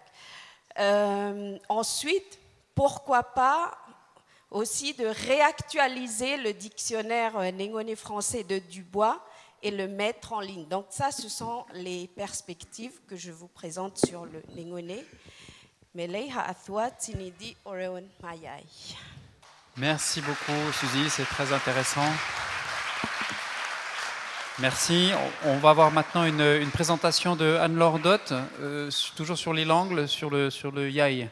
En tout cas, on voit bien à quel point ça traduit les représentations. La question des langues, c'est intimement lié à beaucoup de sujets transversaux qu'on a déjà vus. Merci. À toi la parole. Merci. Merci. Bonjour à toutes et à tous. Donc, je m'appelle Anne-Laure Dott, je suis maître de conférence à l'université, collègue de Suzy. Donc moi, je vais vous parler un petit peu du travail que j'ai fait depuis mon travail de thèse sur le yai. Donc une thèse qui s'inscrivait dans la continuité de mes premiers travaux de recherche en master. Et depuis ma première année de master, je me suis intéressée aux langues océaniennes et surtout à la dynamique de ces langues. Comment est-ce que ces langues se modernisent? Comment est-ce qu'elles continuent à être employées et à être adaptées aux réalités contemporaines des locuteurs? Donc ma thèse, je l'ai conduite à l'université de Lyon, en co-direction entre un laboratoire donc, de Lyon, Dynamique du langage, et un laboratoire spécialisé des langues du Pacifique, le LACITO à Paris. Et donc je l'ai soutenue en 2013, et c'était une thèse financée par le gouvernement de la Nouvelle-Calédonie. Et en 2015, j'ai eu l'occasion de retourner à UVA pour faire un petit travail de restitution auprès de l'aire coutumière, remettre le tapuscrit, remettre la thèse sous format électronique, Et si vous tapez sur un moteur de recherche YAI, thèse, DOT, la thèse est accessible, téléchargeable en ligne, vous pouvez aller voir le travail. Alors, l'objectif principal de ce travail, c'était en quelque sorte de prendre le pouls de la langue, savoir comment est-ce qu'elle se portait, cette langue, avec 2 axes directeurs et deux démarches complémentaires. Un premier point de vue sociolinguistique, essayer de mesurer la vitalité de cette langue. Est-ce qu'elle est en bonne santé ou est-ce qu'elle est en train de disparaître ? Et d'un point de vue linguistique, étudier les changements linguistiques, donc les changements au niveau de son fonctionnement par rapport aux données collectées. Alors, en ce qui concerne la démarche, à la différence de Suzy, je ne suis absolument pas locutrice de la langue que j'étudiais. Donc, ma ressource, c'était forcément le terrain aussi et les données enregistrées. Donc, entre les années 2009 et 2012, auprès de locuteurs à Ouvéa et à Nouméa aussi. Et puis surtout un gros travail de collaboration avec une locutrice à Lyon, qui étudiait à Lyon et donc qui a accompagné tout mon travail du début à la fin. Et vraiment, grâce à elle, j'ai pu mener ce travail. Comme je vous le disais, le but de cette recherche était de comprendre donc les changements. Donc pour comprendre les changements linguistiques, on a 2 procédures. On peut regarder le changement dans le temps, donc en comparant les données modernes que j'avais collectées dans les années 2000 par rapport à des données plus anciennes. Donc le YAI est une langue qui a été bien décrite déjà par une linguiste française, Françoise Ozanne-Rivière, à la fin des années 80, donc des données collectées début des années 80.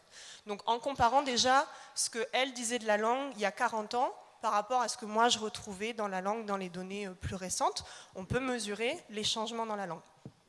Et une deuxième approche, on mesure aussi le changement linguistique en comparant la façon de parler des jeunes et des vieux. La façon de parler des hommes, des femmes, des ruraux, des urbains. Tout ça, c'est aussi des indicateurs sur comment est-ce que cette langue est en train d'évoluer. Alors, très rapidement, je ne vais pas rentrer dans le détail et vous donner davantage d'exemples parce que je n'ai pas le temps malheureusement, mais les principaux résultats.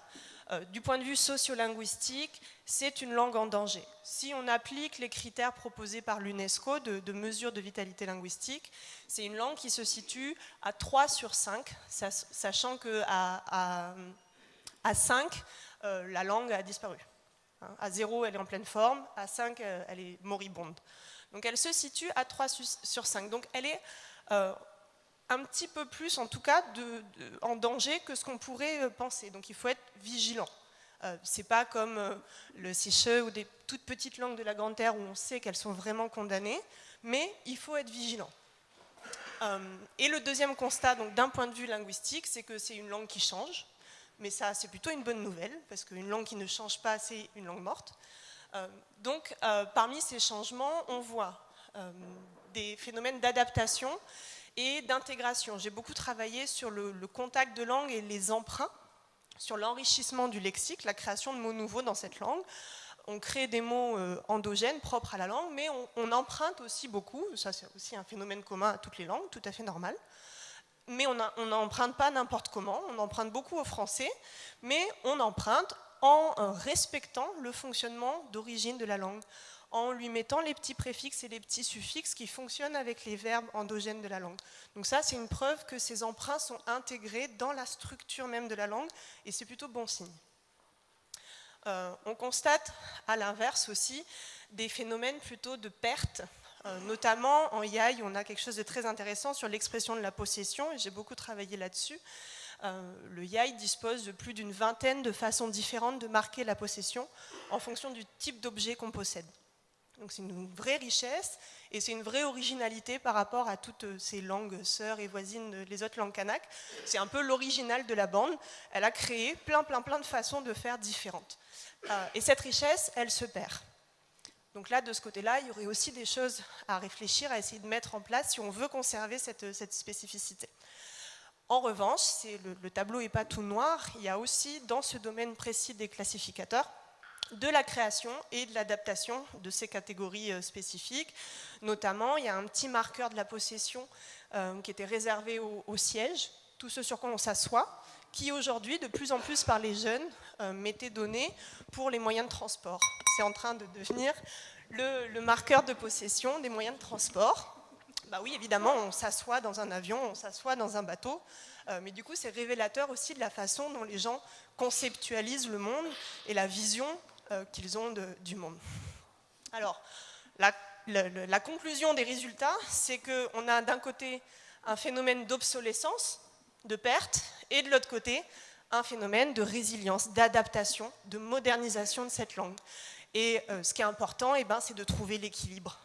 Alors là, il a l'air un peu bancal l'arbre, mais il tient le choc parce qu'il y a l'équilibre entre ces deux dynamiques qui vont dans les deux sens, de création et de perte. Alors, je termine sur la dernière diapo, juste avec des perspectives ou pour les recherches en cours ou à venir. Je continue ce travail sur l'expression de la possession. Je vous ai dit que le yai était un petit peu l'original de la bande là-dessus. Donc j'essaye de collecter des données sur la possession dans les autres langues kanak pour comparer comment est-ce que ça fonctionne, avec une perspective derrière, un petit peu de reconstruction aussi du fonctionnement de la proto-langue, donc de la langue mère de toutes les langues kanak. Est-ce que c'est le yai qui a innové dans ce domaine, ou est-ce que finalement c'est les autres qui ont perdu? Deuxième perspective, je commence là un travail aussi de comparaison avec Claire Moïse-Faury sur l'expression des aliments et les catégories d'aliments dans les langues kanak. Les locuteurs ici de différentes langues kanak, vous savez très bien qu'on ne mange pas pareil, ou on n'exprime pas pareil comment est-ce qu'on ingère les aliments. On ne mange pas la canne à sucre, on la mastique ou on la déchiquette, ça dépend des langues. On ne mange pas une mangue, on la suce ou on la boit. Donc tout ça, c'est révélateur aussi de catégories qu'on a mentales des différents aliments. Et donc on essaye de comparer dans les langues comment est-ce que ça fonctionne dans ce domaine-là. Et une dernière perspective, on attend la réponse du financement, c'est pour un programme de recherche international comparatif dans les langues océaniennes sur les catégories des noms. Et ça concerne donc 4 langues du Vanuatu et 2 langues kanak, dont le yai. Voilà, Oletiganmo. Merci. Merci beaucoup. On posait la question ce matin de comment ne pas changer alors que tout change. On voit bien que même les structures mentales, finalement, peuvent changer si on perd sa langue. On est vraiment au cœur du sujet et on attend avec impatience le travail sur l'alimentation, puisque ça croise aussi avec des réflexions hier sur la santé et comment revenir aussi à une alimentation saine et culturellement intégrée. Je laisse la parole, bien entendu, maintenant à Stéphanie. Merci. Oletia Charhuachquela, Huliwase et Chelen Provinceno de Jehu, Kachula Majineng.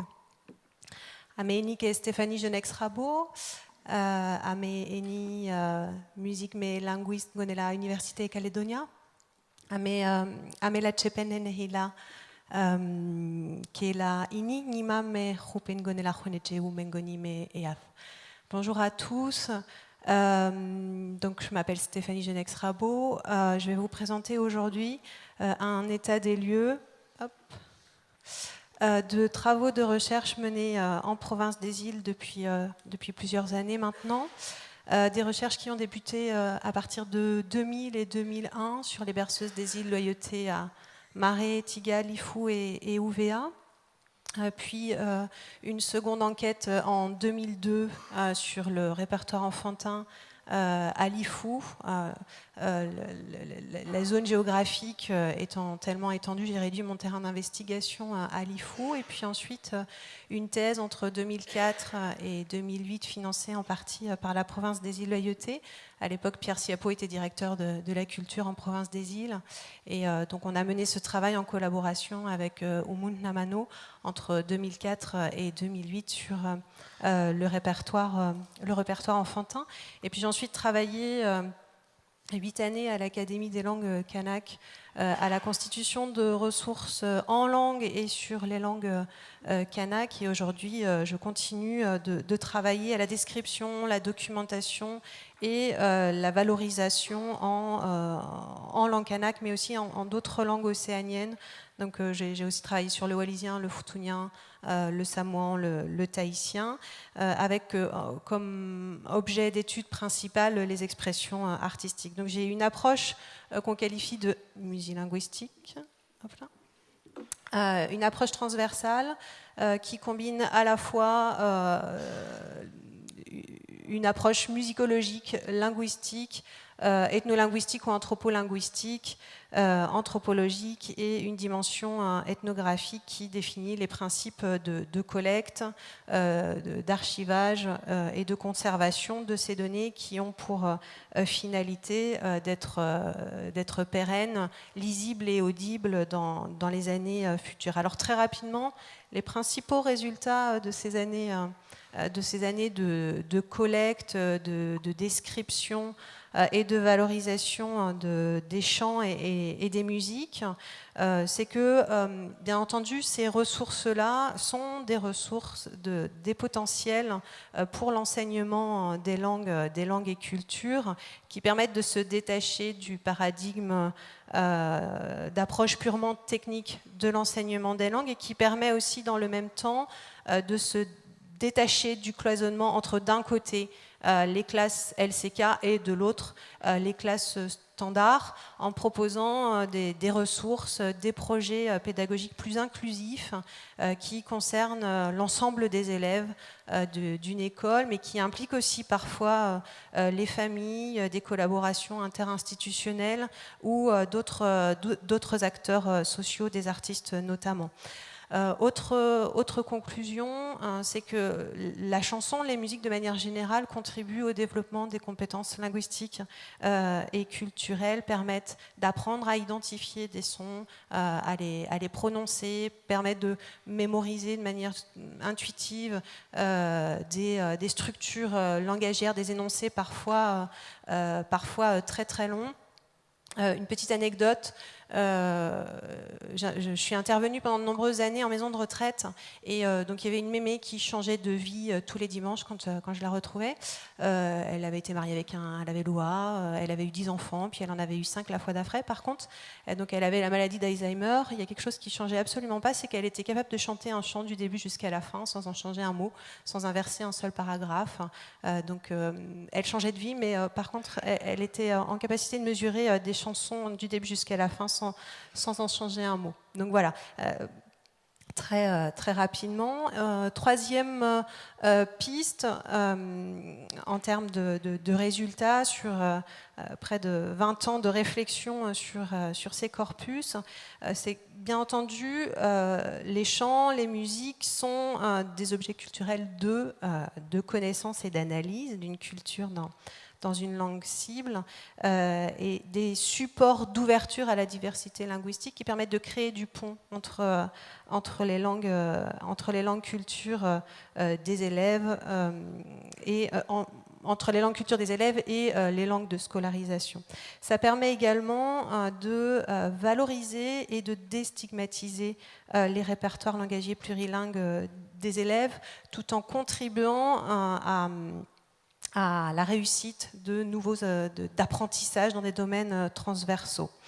Enfin, ce qu'on a pu observer dans le cadre des observations en classe, c'est que ça contribue vraiment à favoriser un climat scolaire bienveillant et favorable aux apprentissages. Et puis enfin, ces recherches contribuent au développement artistique et culturel. Très rapidement, avant de passer à la présentation collective, trois projets de recherche en cours qui peuvent peut-être intéresser la province des îles. Le premier, un projet de recherche qui s'intitule Langue enchantée, mené en collaboration avec la direction de l'enseignement de la Nouvelle-Calédonie et financé par la mission aux affaires culturelles du Haut-Saria. Un projet en cours qui sera prochainement publié en ligne en 2018, qui vise à collecter, décrire et valoriser des corpus de chants principalement à Nouméa, Grand Nouméa, dans le bassin urbain, dans la perspective de proposer voilà, un autre portrait sonore de la ville et donner à entendre les différentes langues qui sont parlées et qui sont chantées dans ce bassin urbain où on ne parle pas que le français et où on ne parle pas non plus que le djoubéa. Le second projet, qui s'intitule l'industrie musicale dans le Pacifique, initié en partenariat avec le Credo, lui vise à réfléchir au potentiel économique, au potentiel social que représentent les musiques, avec des analyses croisées, Nouvelle-Calédonie, Vanuatu, Tonga, Hawaï, Polynésie, etc. Et puis enfin, le dernier, des croquages de langue. Alors les croquages de langue, ce sont des productions artistiques. On propose aux étudiants ou dans le cadre d'actions de médiation culturelle en dehors de l'espace scolaire, on invite à mettre en image ces représentations sur les langues, sur la diversité des langues. Et à partir de cette production artistique, on invite aussi à expliciter, d'une part, la démarche, mais surtout les discours, les récits, les expériences de chacun, ce que veut dire en fait ce croquage de langue. Et je vous ai mis un petit exemple là. Et donc ces croquages de langue feront l'objet d'une exposition l'année prochaine. Donc là, c'est une étudiante de l'IFU qui, sur son croquage de langue, a choisi de représenter notamment 2 photos de chanteurs de l'IFU, Jean-Pierre Swann et un groupe Bethela, qui représentent pour elle un style de musique plutôt sentimental. Et en tout cas, pour elle, la musique, c'était le moyen de maintenir un lien avec l'IFU, avec cet espace dont elle s'était temporairement éloignée pour suivre ses études. Et c'était l'un des moyens qui lui permettait de maintenir ce lien à la fois affectif et ce lien avec sa langue et son espace dont elle était temporairement éloignée. Voilà très rapidement. Merci beaucoup. Merci beaucoup pour cette présentation. Tes collègues vont te rejoindre. Je ne sais pas si vous faites ça à plusieurs voix pour la présentation suivante. En tout cas, oui, sur toutes les compétences linguistiques, les compétences psychosociales, on sait que on en parle beaucoup dans le plan d'Occamo en ce moment sur la santé et sur toutes les problématiques de conduite à risque, de délinquance, etc. Avant de parler de prison, il faut parler de l'éducation, et les langues sont évidemment toute la constitution des personnes. Voilà, on passe à la suivante. Voilà, donc une présentation à 3 voix pour présenter l'équipe de recherche émergente ERALO qui s'intitule « Les diversités linguistiques et culturelles, un enjeu pour le développement durable des îles Loyauté » pour une description, documentation des dynamiques. Alors l'équipe de recherche émergente ERALO est une jeune équipe de recherche qui s'est constituée en mai 2017, dont les disciplines oscillent entre les arts, la linguistique océanienne, la linguistique générale, la sociodidactique, la géographie et l'anthropologie. Une équipe de recherche dont les thématiques principales sont les langues et la diversité linguistique, les idéologies et les déconstructions des savoirs, les créations et les médiations artistiques, les questions de mobilité et d'enjeux contemporains. Voilà pour les 4 thématiques principales des membres de l'équipe.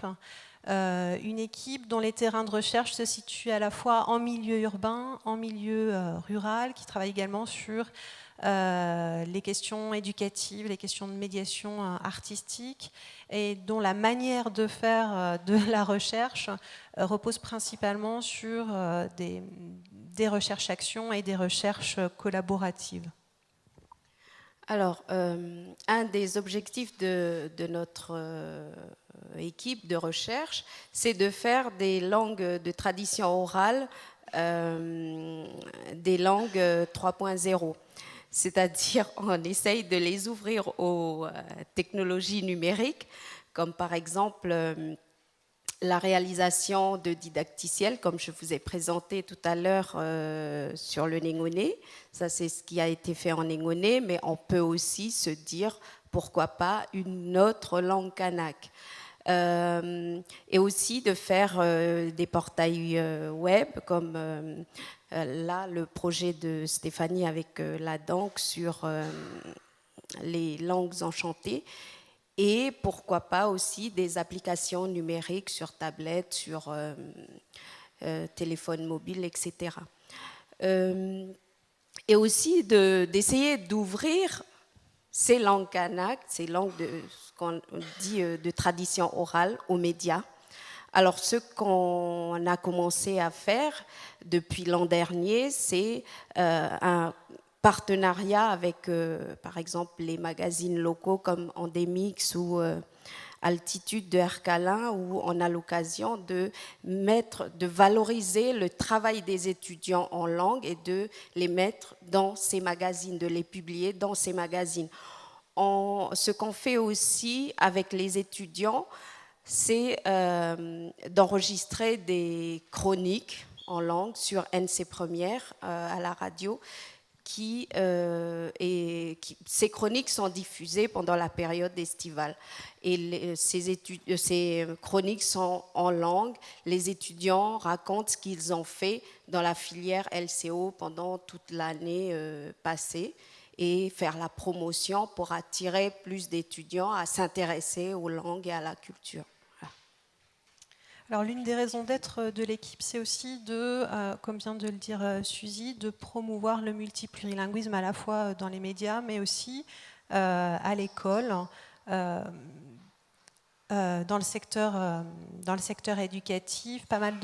Plusieurs membres de l'équipe de recherche ERALO ont participé à plusieurs expérimentations qui visaient notamment à mettre en œuvre l'enseignement des langues kanak, mais aussi l'enseignement des langues océaniennes dans d'autres contextes. Donc réfléchir à la question de ce qu'on enseigne, des contenus, de la création d'outils et de la formation des formateurs, avec un dernier programme de recherche intitulé École Pomme, qui visait à évaluer l'efficience des dispositifs d'enseignement biplurilingue dans une perspective comparative en Nouvelle-Calédonie, avec un site pilote à Lifou, en Polynésie française, en Guyane, une expérimentation menée entre 2009 et 2011 selon deux axes, un axe plutôt psycholinguistique et un second axe plutôt en sociolinguistique. L'une des autres pistes de recherche qui pourrait être transposable en province des îles, c'est un projet qui s'intitule Les langues de Macase, initié par une collègue Elatiana Razafi en collaboration avec un enseignant, Nicolas Fayard, à Pointe-d'Imier.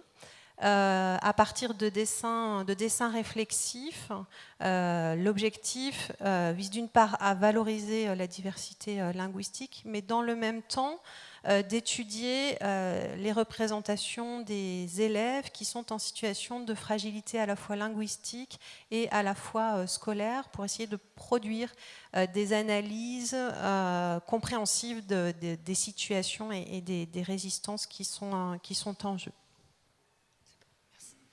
Alors, dans les missions de l'équipe, on a donc identifié là rapidement, tu peux passer, différentes actions et différents objectifs.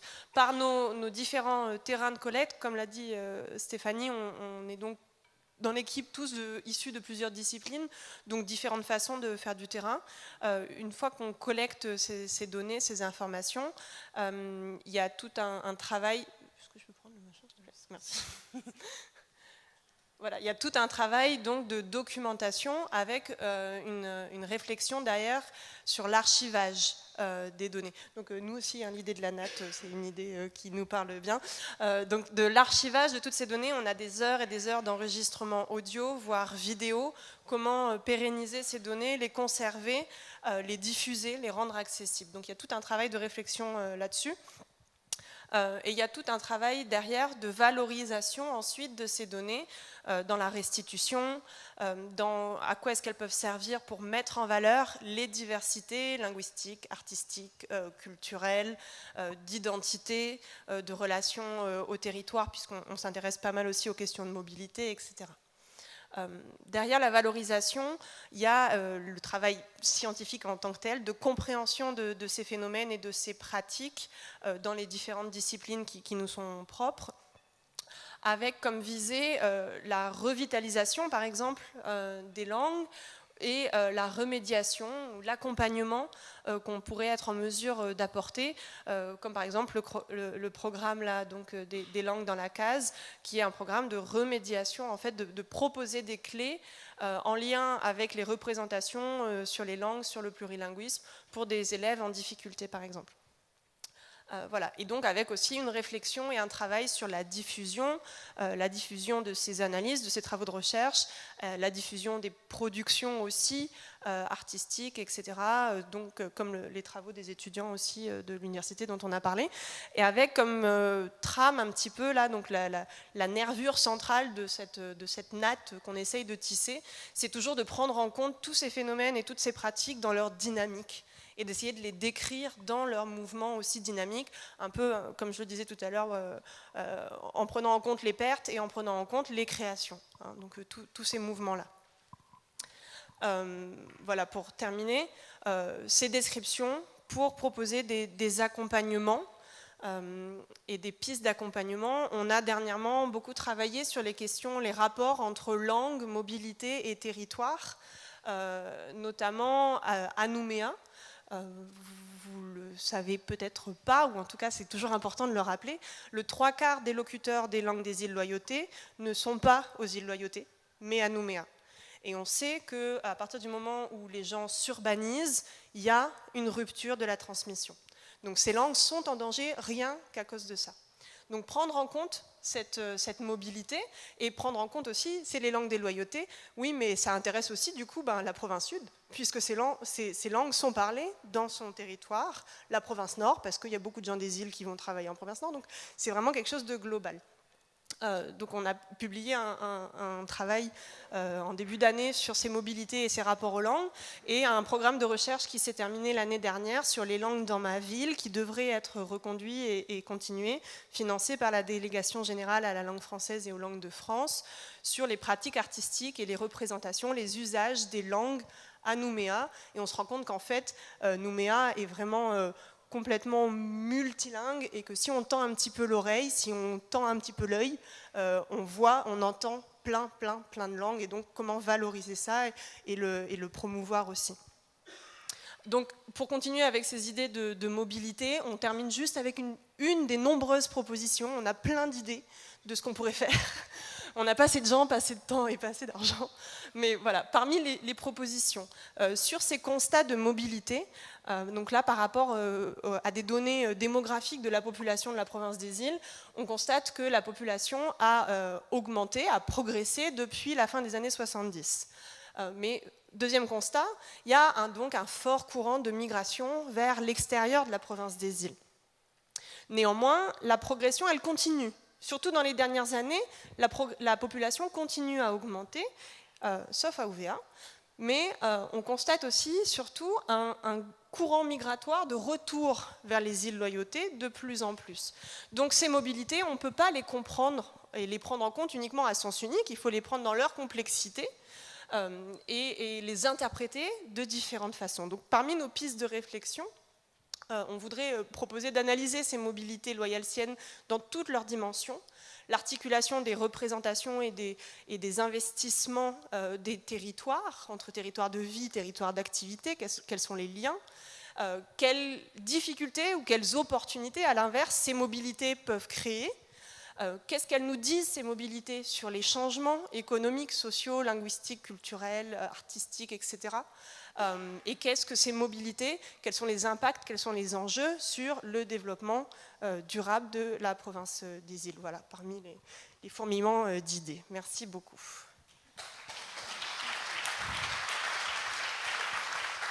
Merci beaucoup, c'est très intéressant.